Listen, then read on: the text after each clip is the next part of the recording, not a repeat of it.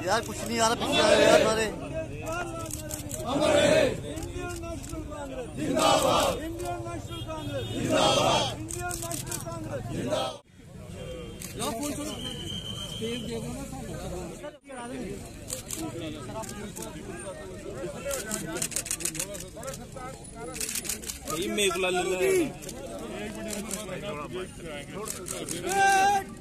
सावधान,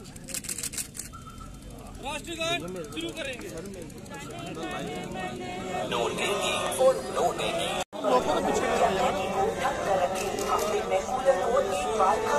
सुखाई बेकार की वस्तुओं में जैसे टायर या नारियल के खोल में पानी इकट्ठा ना होने, पक्षियों के बर्तन में रोज पानी बदले, घर से बाहर निकलने पर नमाज़ों के कपड़े पहने। जो हिंदुस्तान के पहले वज़ीर आज़म थे उनका 136वां जन्मदिन मनाया जा रहा है पूरे हिंदुस्तान में, और आज यहाँ पे भी जम्मू में हम उनका जन्मदिन मना रहे हैं, श्रीनगर में भी पार्टी ऑफिस पर उनका जन्मदिन मना रहे हैं।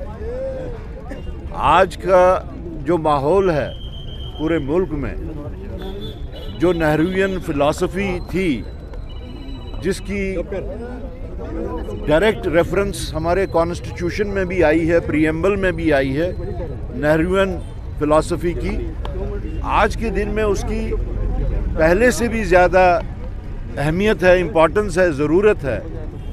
क्योंकि जो ताकतें इस वक्त हिंदुस्तान में हुकूमत कर रही हैं, वो ताकतें इस वक्त मुल्क की जो बुनियादें थीं, जिन पे इस मुल्क की बुनियाद पड़ी थी, उन बुनियादों को खोखला बनाने की कोशिश कर रहे हैं, उन बुनियादों को हिलाने की कोशिश कर रहे हैं।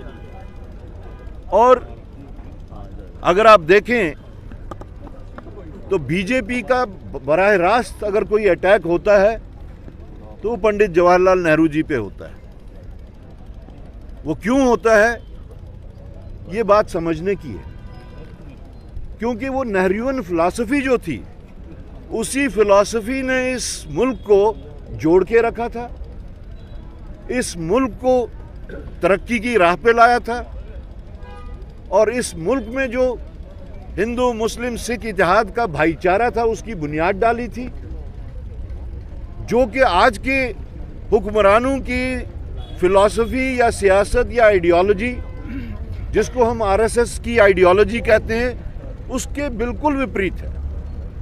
तो इसलिए हमारा मानना है कि जितना इसकी ज़रूरत, नेहरूवियन फिलॉसफी की ज़रूरत पोस्ट इंडिपेंडेंस में थी, उससे कहीं कहीं ज़्यादा आज उस फिलॉसफी को प्रोटेक्ट करने की, आज उस फिलॉसफी की प्रोपोगेशन लोगों तक पहुंचाने की, और आज उस फिलॉसफी के ऊपर कारबंद रहने की बहुत ही ज़रूरत है।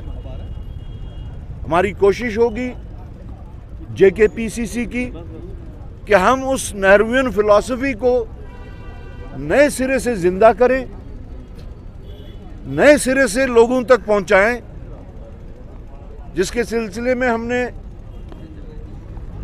2 दिन पहले एक मीटिंग हुई थी। हमने उस चीज़ का फैसला किया कि अगले साल से हम नेहरू जी का दिन एक सेरेमोनियल दिन के तहत ही नहीं, बल्कि पूरे 1 हफ्ते का प्रोग्राम रखा करेंगे।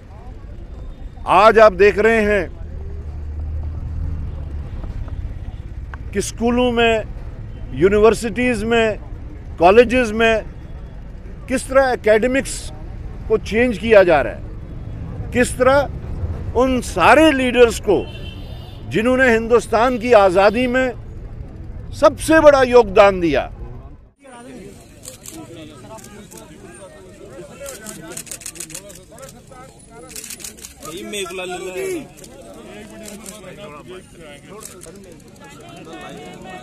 नो